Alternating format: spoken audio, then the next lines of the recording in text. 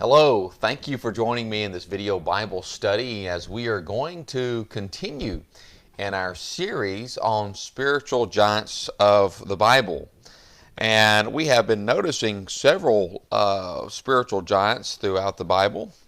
Specifically, we've been looking at Old Testament characters. And I thought of another Old Testament biblical character that certainly was a spiritual giant of his time.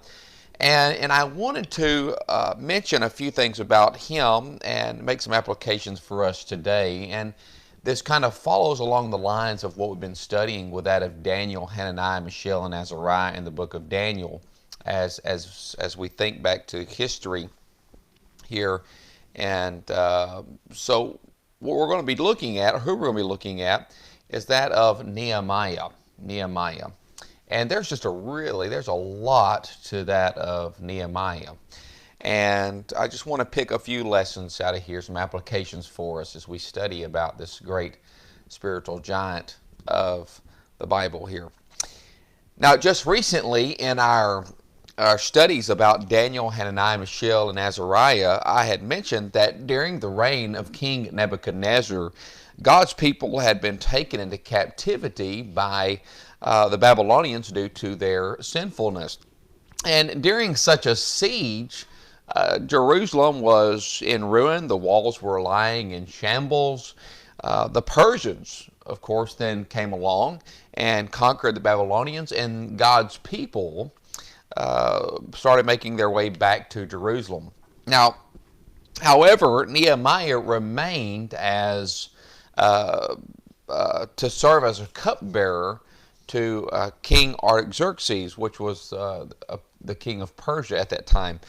And just a note here real quickly, the capacity which Nehemiah served as a cupbearer was really no small thing. This was really a position of honor, and that position would bring with it the convenience and comfort of royalty in the palace setting. So due to this position, you have Nehemiah, who had really formed a relationship with King Artaxerxes.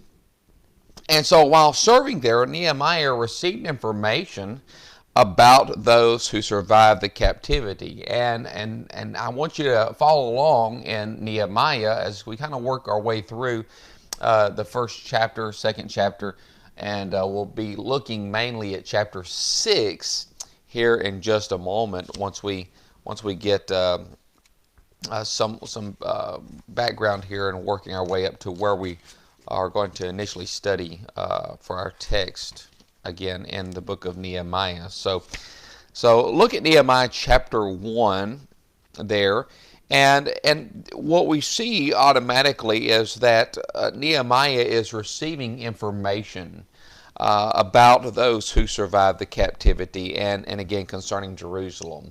And specifically, you see there in verse 3 what they said to him: the survivors who are left from the captivity in the province are there in great distress and reproach.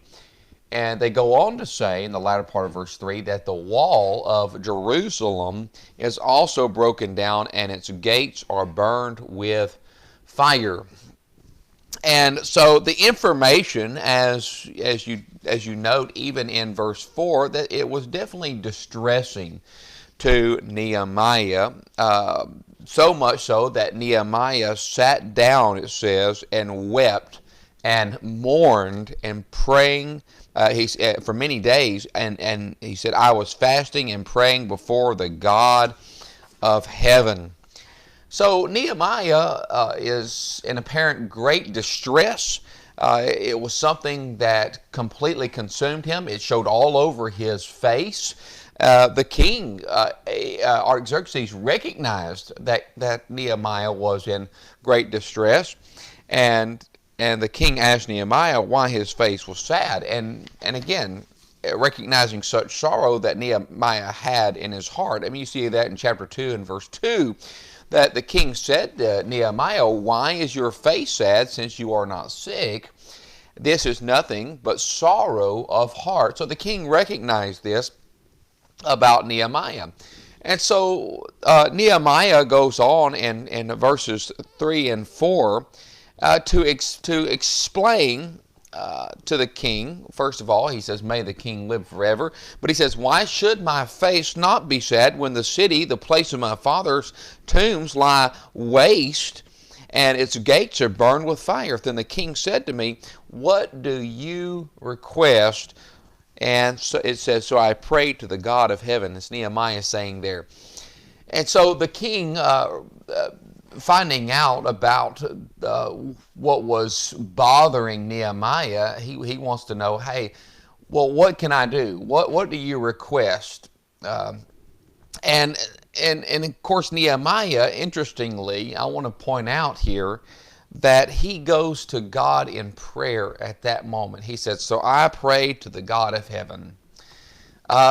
Nehemiah would request, obviously, that the king would allow him to go and rebuild the city of his father's tombs. And as the text would go on to say, that his request was granted and was given letters from the king so he could show them to the governors of the region, the provinces. So basically he could have a safe passage to his destination, as you see in verses 5 through 7 there of chapter 2 of that playing out.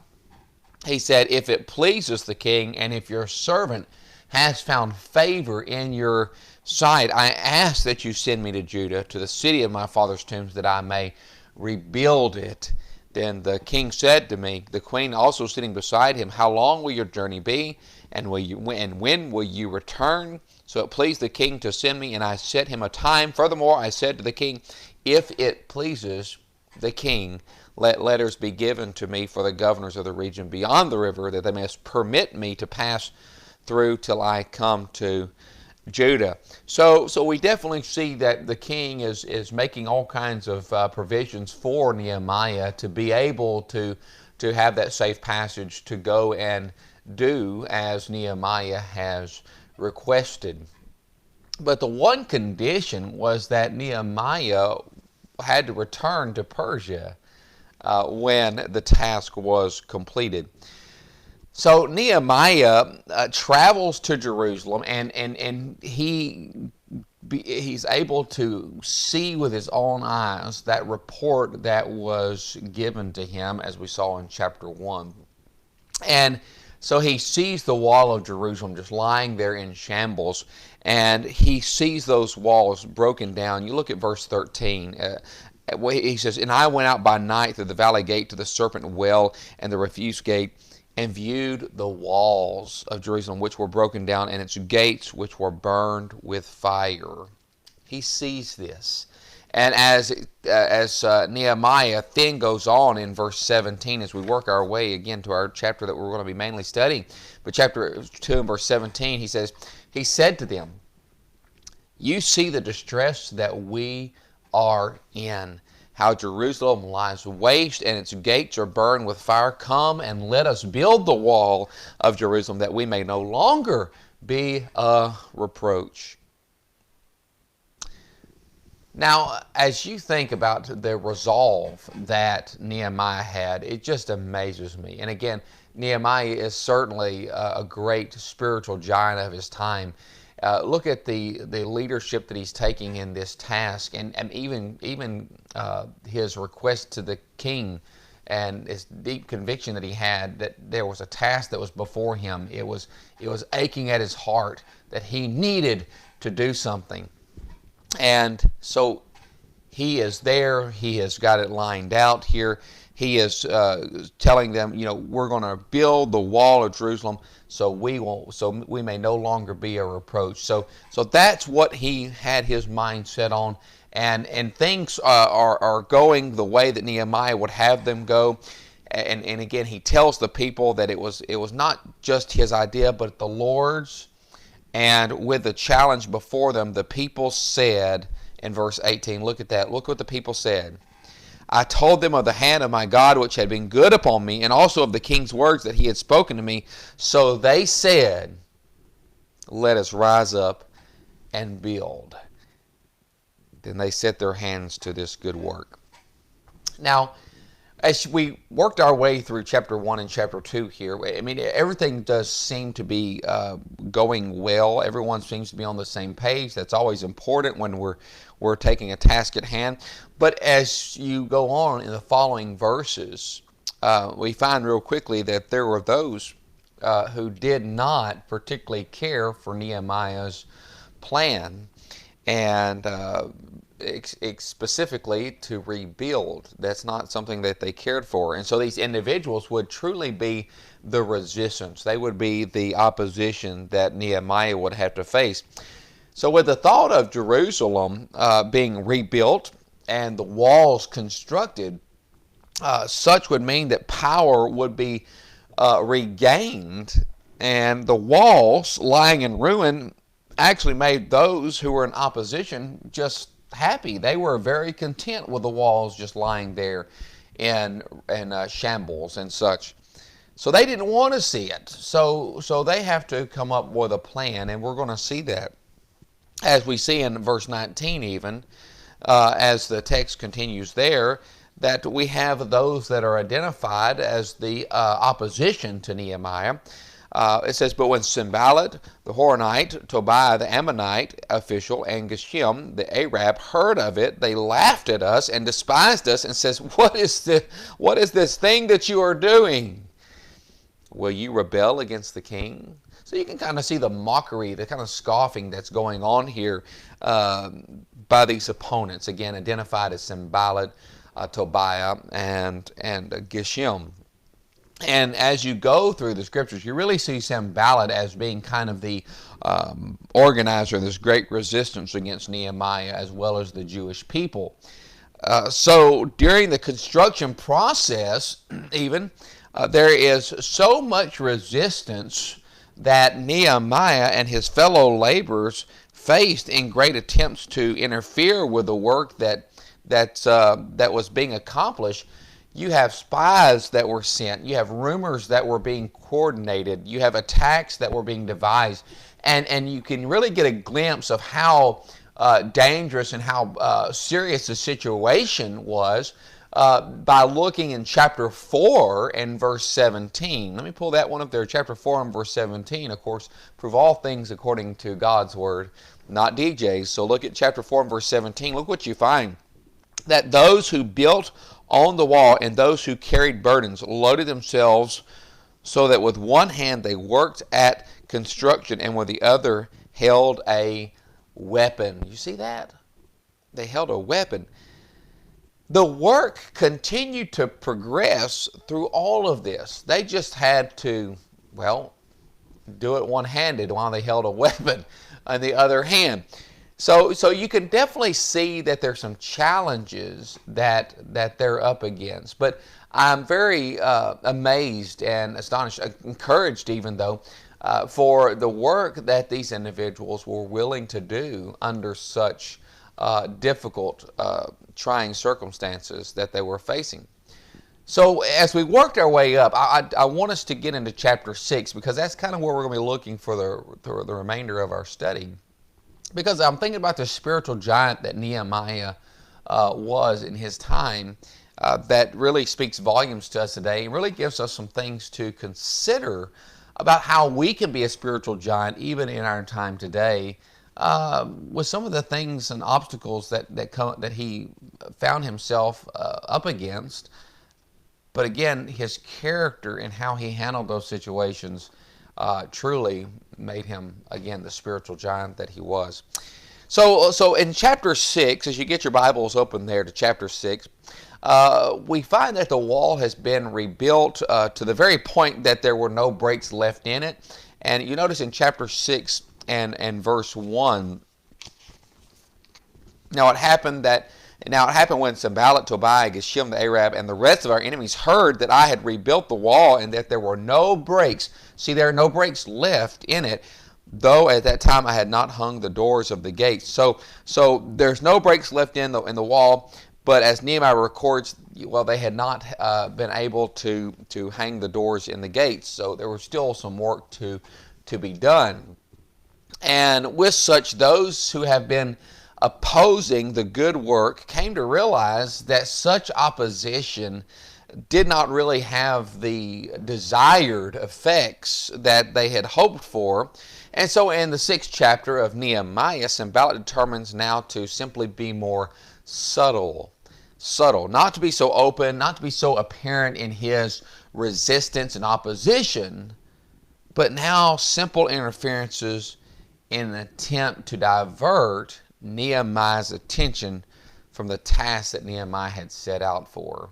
And these are very, very interesting, because I think that you would agree with me that it's not usually the big, open, apparent resistance or interferences that actually get us off task. Rather, it's actually those interferences that are subtle that get us. We've all at one time or another, even this past week, have probably allowed something so subtle or small to interfere with our thoughts throughout the week, throughout a day, or even maybe through this lesson right now. It doesn't really take much for us to kind of veer off.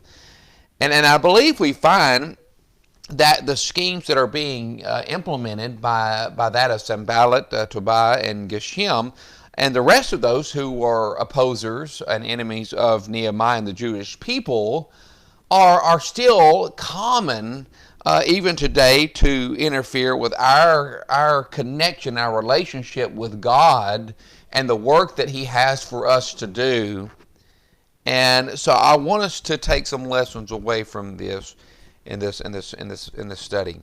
So one of the things that really stands out in this text about Nehemiah and why he's truly such a great spiritual giant in dealing with the opposition that he was up against and the work that he was doing, because Nehemiah was all about doing the work.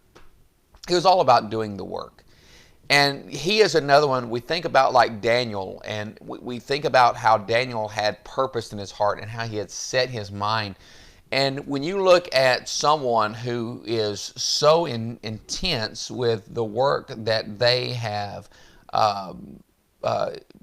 were going just basically, they were so involved, and I would say consumed. I guess that's the word I'm looking for. They're so consumed with this task at hand that there was absolutely nothing that was going to take him away from it. So again, he was all about doing the work at hand. And so I want us to consider that because of what Sanballat and the other opposers here are trying to get him to do. So look at verse 2 of Nehemiah chapter 6. Nehemiah 6 verse 2. Notice it there with me. Sanballat and Geshem sent to me, saying, "Come, let us meet together among the villages in the plain of Ono." But they thought to do me harm. So Sanballat and Geshem, and sometimes we don't even really probably pay attention to it as close as we need to, but that's why we're having this study, and we're going to slow it down a little bit.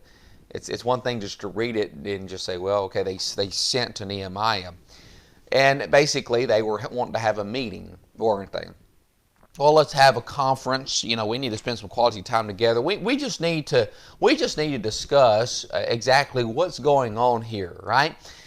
And so Nehemiah was aware. I mean, he could really see that this conference meeting, if you want to call it, was only a ploy to do him harm. I mean, he recognized that. So let me add also that the location of where they want to have this conference meeting was 20 miles northwest of Jerusalem. And if you notice, that really 20 miles, that's a really long distance. Of course, today we can just jump in a car and take off, and we can be there in a little bit of time. But 20 miles northwest of Jerusalem, that was going to definitely take some time away from Nehemiah and the work that he had before him.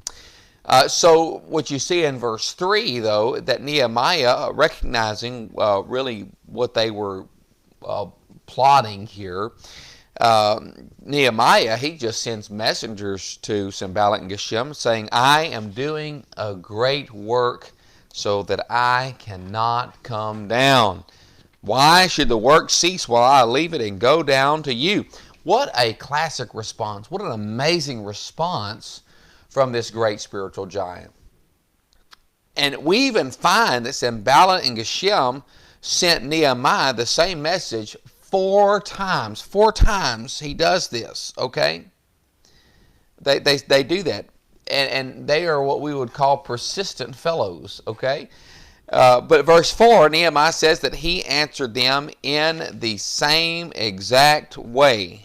He refused to come down. He was doing a great work, and why should he leave this work to come down to them? And I would just submit to you, as we think about applications as we go along, that this is certainly a big issue that we're faced with today. There are really many Sanballats and Geshems that exist in our time, in our society, and they're all around us.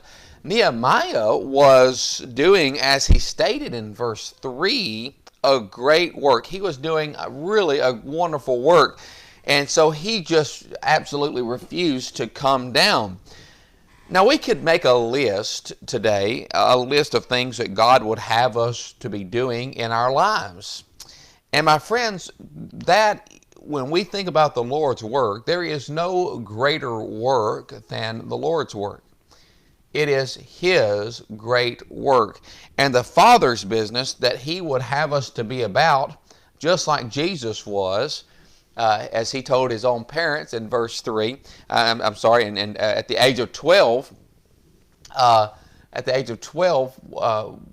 when He said that He was about His Father's business.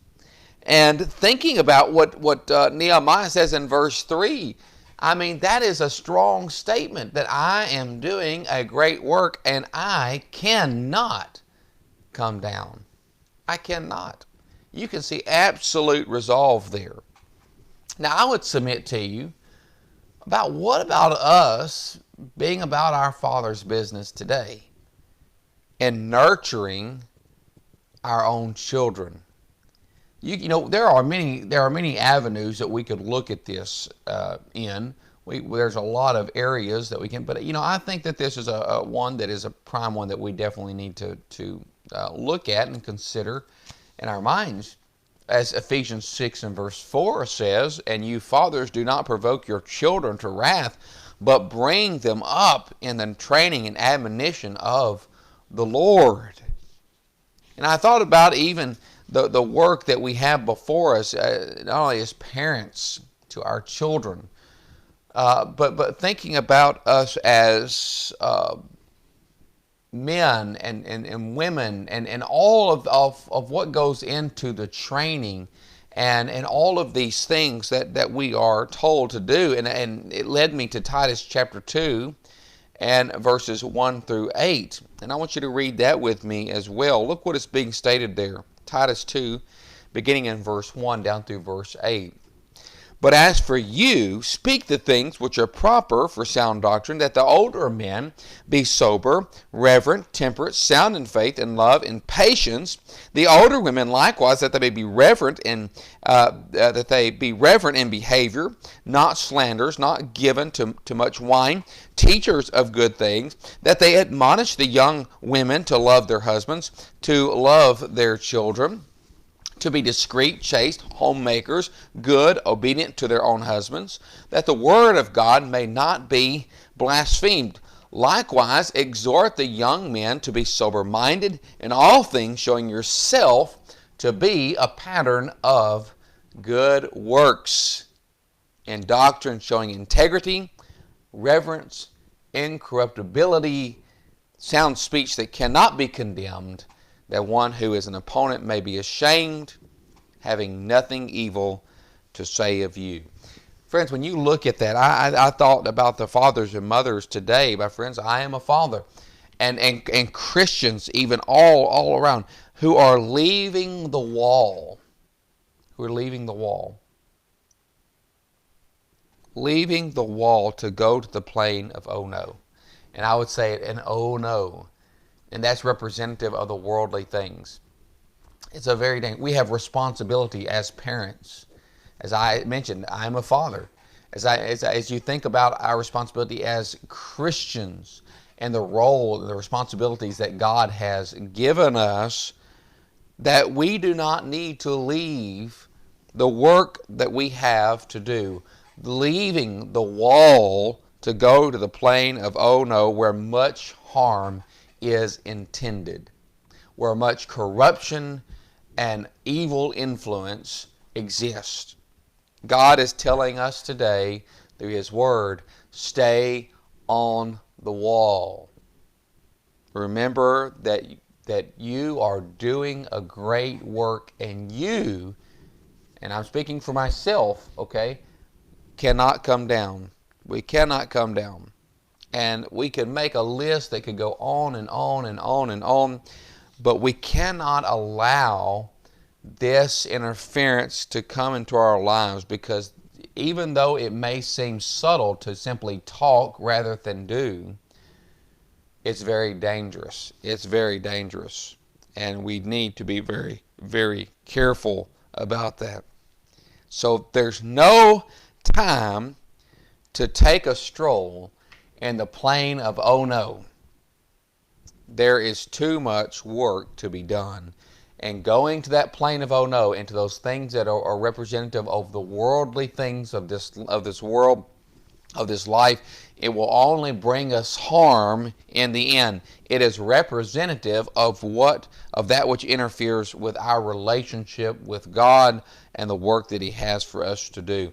And I would just remind, again, a reminder for me as well as for you and for everyone, is Luke 9 and verse 62. It was Jesus that said, "No one having put his hand to the plow and looking back is fit for the kingdom of God." So keep that in mind, because you know what? Throughout the week, as the Lord gives us another day, there are going to be the Sanballats and the Geshems of this world. I would just even put it as Satan himself is going to be trying to draw our attention and try to subtly get us away from the wall, from the work that we're needing to be doing, and it's going to try to get us to go to the plain of oh no. And you know, our attention's going to be drawn to it. We're going to wander off if we're not careful. And so, friends, we have to be able to say, not today. We're not going to do it. We know that it will bring us harm if we do. All right. Excuse me. So, since this did not work out in the favor of Sanballat and Geshem, Sanballat, he has to come up with something else to be able to get Nehemiah off of that wall, to get him away from the work that Nehemiah is doing. And so Sanballat decides that he is going to kind of toss some false accusations out there openly against Nehemiah. Now, Nehemiah, again, as I think about what a great spiritual giant he is because the way that he stood so firm and that he is not wavering. That first one, I mean, that was again a subtle distraction to get him away. But he does not waver in his conviction and what he is doing and the work that he is undertaking. And this next one that we're looking at with these false accusations, Nehemiah, he just doesn't allow those false accusations to deter him, to distract him, to keep him from doing what he needs to be doing. Now, this is a kind of interesting one, because in verse 5, we find that Sanballat sent his servant to Nehemiah as before, and it says the fifth time with an open letter in his hand. Now, what's interesting, when sometimes we might miss those words, but what he's saying, what we find by those words of an open letter, you know, we're used to letters being sent to us in the mail, and of course the envelope, the letter is put in the envelope and it's sealed, right? And so no one is being able to see it. We'd kind of closed letter in that sense. And so the recipient of that letter is the ones, it's meant for their eyes alone. Well, according to verse 5, this particular letter that was sent from Sanballat was open. And so when I think about the obvious rhyme and reason behind this open letter, it's so it can be read by whomever. And it's, you know, whoever's eyes want to look at it, whatever, it's open for anyone and everyone to read. So they could spread this false narrative, this false accusations against Nehemiah and the work that's being done here. So look at verses 6 and 7. I mean, I think that speaks right there. That in this letter, it says, "In it was written." Look at the wording. "It is reported among the nations," and Geshem says, I mean, pay attention to that.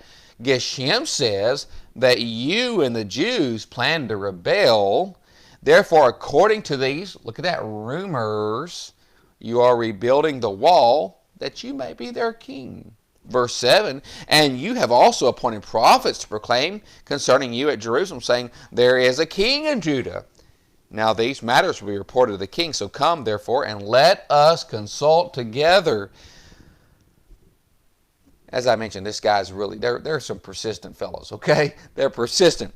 "It is reported among the nations," and Geshem says, I tell you what, the intention of this open letter was meant to be slanderous. I think that's a given, and to spread this false narrative about Nehemiah, and kind of you know, talk about what Nehemiah's intentions are in reference to the construction of the wall. You know, how many of us have ever dealt with this kind of issue, with false accusations and false narratives? And it's happened so much that I don't even care to mention how many times. But, you know, do you know what everyone is saying? I mean, you know, those kind of things that's going on. And after expending the valuable commodity called time in investigating such issues, that everyone is actually the person who made the report, or a close friend to his or her. You know, that's usually how rumors get started. And the letter says that there is a report among the nations, and Geshem says that Nehemiah and the Jews are going to revolt. They're going to rebel. That's the word out there on the street, basically, is what he's saying.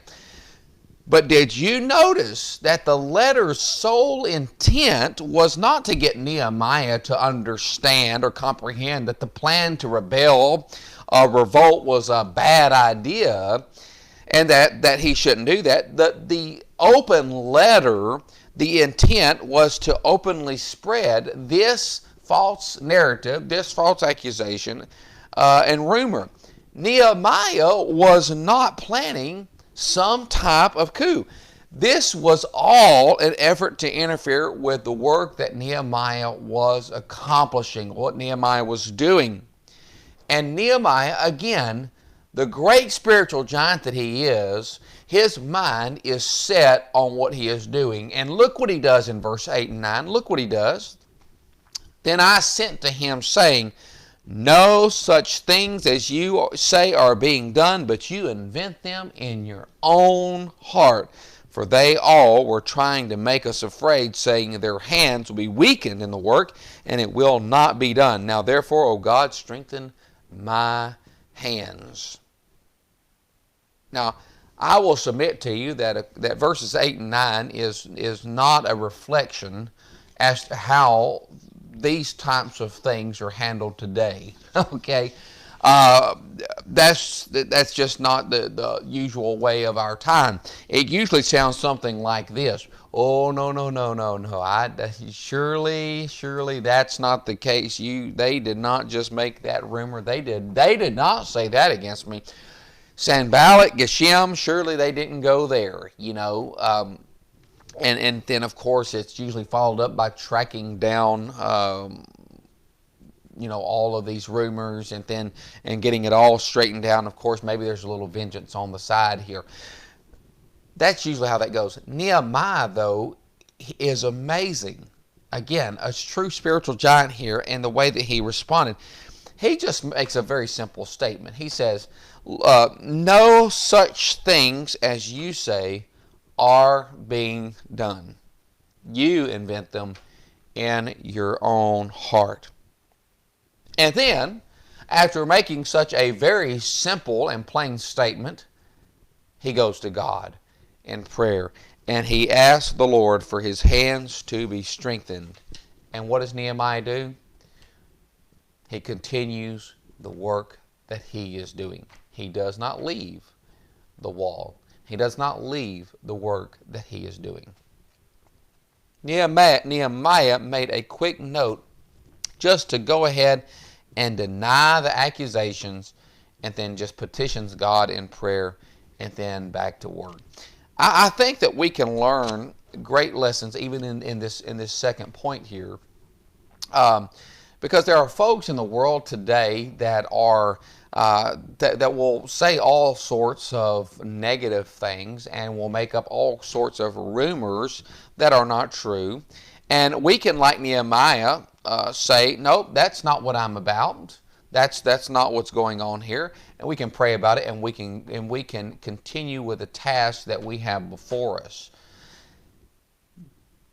This is just, again, another subtle interference that's going on, and again, we have to recognize of what these things really are that will interfere with our relationship with God, and again, will hinder the work that needs to be accomplished for the Lord. And again, we cannot forget it's his work, and it's a great work that we are doing.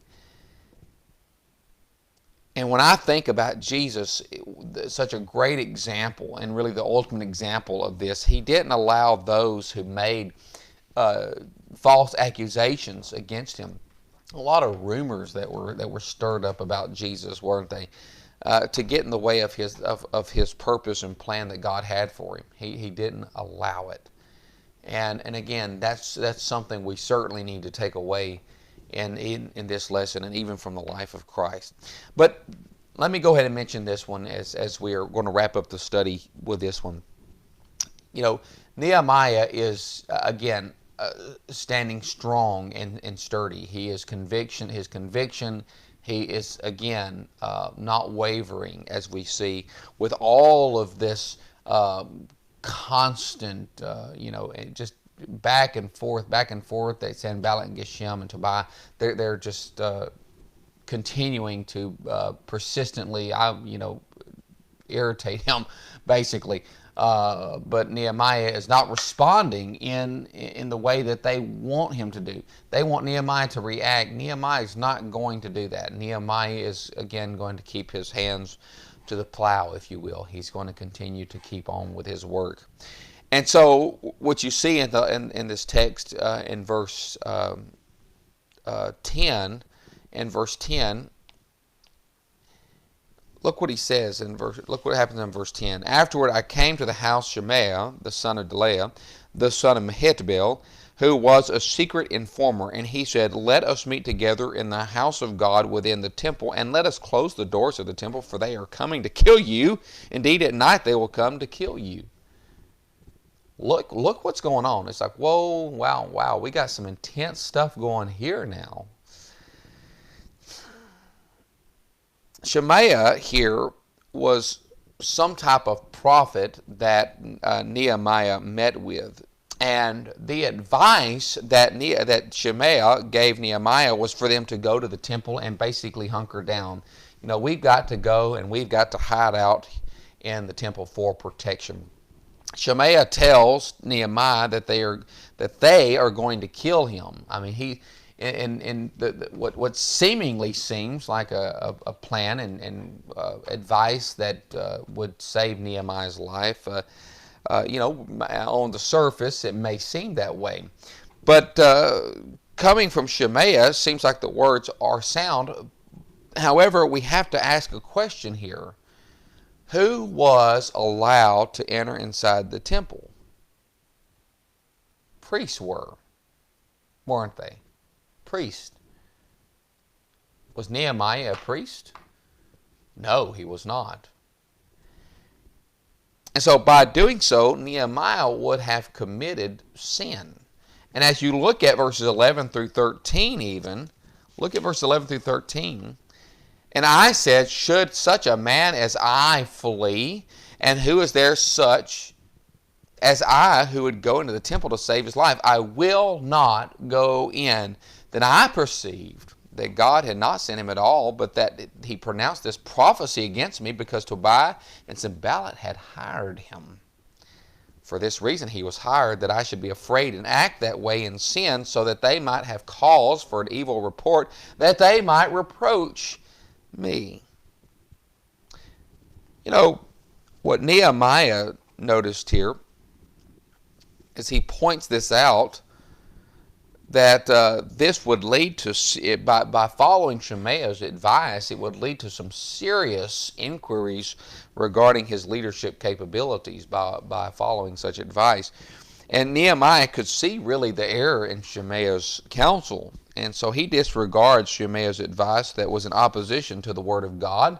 Although, again, Shemaiah's words seemed religiously sound, they were wrong and they were sinful. And Nehemiah recognized that. In verse 14, you notice that what Nehemiah does, he says, my God, remember Tobiah and Sanballat according to these their works, and the prophetess Noadiah, and the rest of the prophets who would have made me afraid. Nehemiah just goes to God in prayer yet again prior to getting back to work. What you find here is that Nehemiah, being the great spiritual giant that he was, he refused to be intimidated. He absolutely refused to be intimidated. He was not going to allow this seemingly sound and good advice lead him to ruin. Now, I would submit to you that there are Shemaiahs out there in the world just like there are the Sanballats and Tobiahs and the Geshems. I would submit to you that there are those who would tell us wrong. There are those who would try to lead us in the wrong path. Things that are in direct opposition to what the Word of the Lord says. And we have to be able to recognize that it is wrong, that it is sinful to do what is in direct opposition to the Word of the Lord. And we have to stand strong. We cannot allow, as you can see in this very instance with that of Nehemiah, you have Tobiah and Sanballat who were basically hiring this rent-a-prophet, I guess you would say here, Shemaiah, to be able to say things that would again intimidate and really try to get to the heart of Nehemiah, to make him afraid, to make him scared, to make him go into hiding and in a place where he should not be anyways. Again, the purpose was to get him away from what he was doing, the great work that God had him doing to begin with. Nehemiah says, just like that which Peter and the apostles said in Acts chapter 5 and verse 29, we ought to obey God rather than men. Peter and the apostles refused to be intimidated and knew who they were to obey, just like Nehemiah. And we have to realize the same thing today.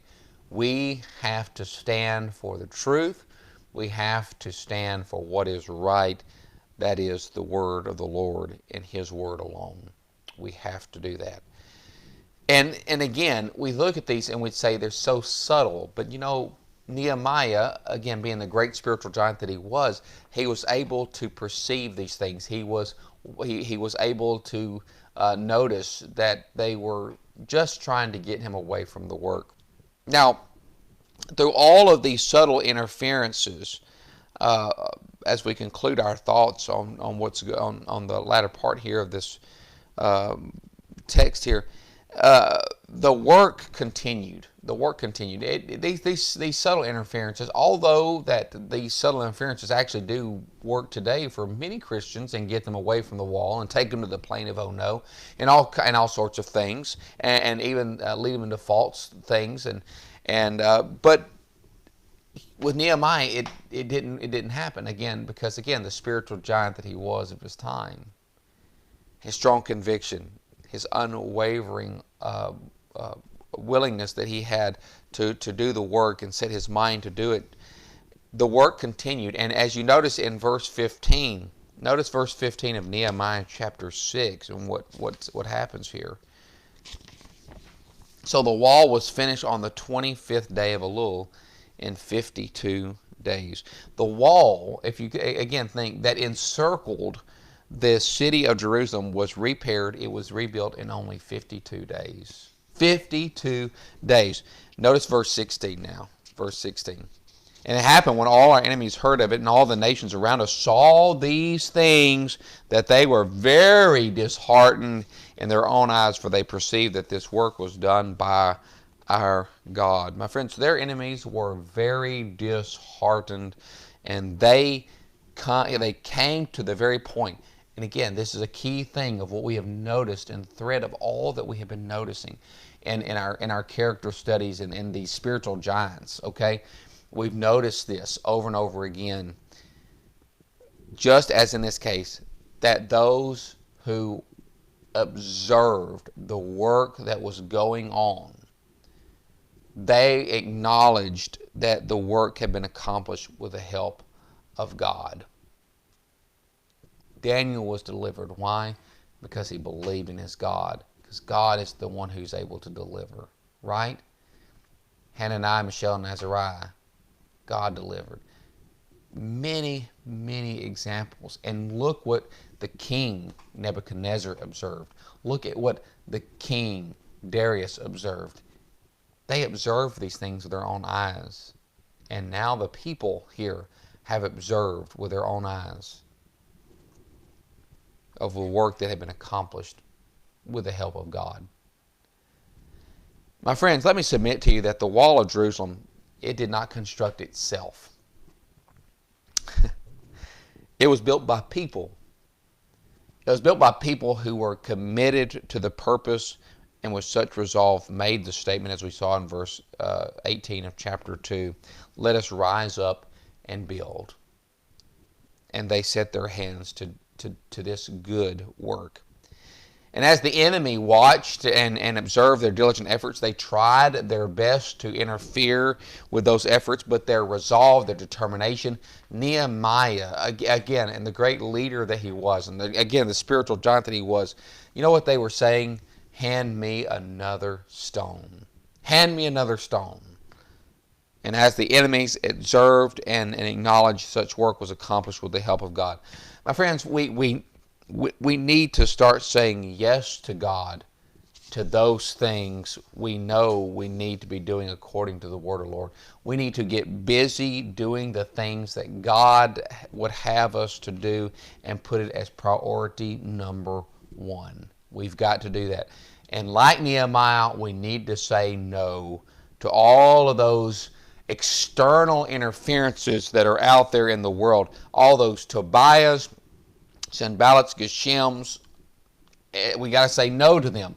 We've got to be able to say no to the Shemaiahs of the world that's trying to get us to believe things that are not right and true. And so as we think about in this study that we've done together in this chapter, those interferences that again may seem that are very subtle, as we noted, that was up against Nehemiah, those same interferences, those things, they still exist today. So we must ask as to what is our Sanballat, Tobiah, Geshem? What is attempting to get us to go to the plane of oh no.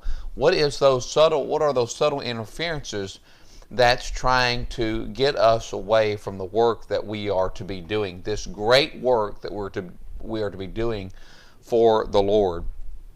And I would just take a moment and look and examine and see what those things are on any given day that's just drawing you away from the things that are good and right that you are to be doing. And like I said, you'll be able to see that it truly is the subtle things that become the greatest distractions and the greatest interferences in our relationship with God and the work that He has for us to do. So I would just submit to you, when you look at those Tobiahs, Sanballats, and Geshems of your life, say no to them. Say no, and say with Nehemiah, as we have noted, that I am doing a great work so that I cannot come down. Why should I leave the work before me? Why should I walk away from this great work that I'm doing? You know, that's that very idea we need to think about in our lives, and we need to think about, even as Haggai said in his time. You know, consider, the Lord through Haggai said, consider your ways. The fact of the matter is, it's time to build. It's time to build our lives. We need to start building today a life that is fortified by the grace, mercy, and love of Christ. And we must truly consider our ways, as the Scripture says. Just look at your life and say, is there something that's there in your life that has interfered with your work for God? Is there a Sanballat that has called you away into the plane of oh no, where you have suffered harm? And, you know, we have to really consider the work that we have before us and what we're doing today for the Lord. And make sure, again, that we are seeking Him first and foremost in what we're doing. You know, this truly gives us a great reminder of what it means to be a spiritual giant today. Nehemiah, was certainly a great spiritual giant of his time. Look at what he accomplished. It would have been so easy for him to get sidetracked and to go and to have that little conference and all. He could have done all those things that was suddenly thrown his way. But again, he stood strong. He stood firm. And you see a man who had convictions. Convictions that says, this is a great work. I cannot come down. The work must continue. Today, as the Lord's church, we must say, I cannot come down. I cannot go to the plane of oh no. There's work to do, and I must be doing it. Let's put our hands to the plow. Let's not look back. Let's prove to be the spiritual giants of our time by doing like Nehemiah said. I want to thank you so much again for joining me in this video Bible study as we studied about, again, another great spiritual giant of his time and showing us what it takes to be a spiritual giant. What it takes to be a spiritual giant.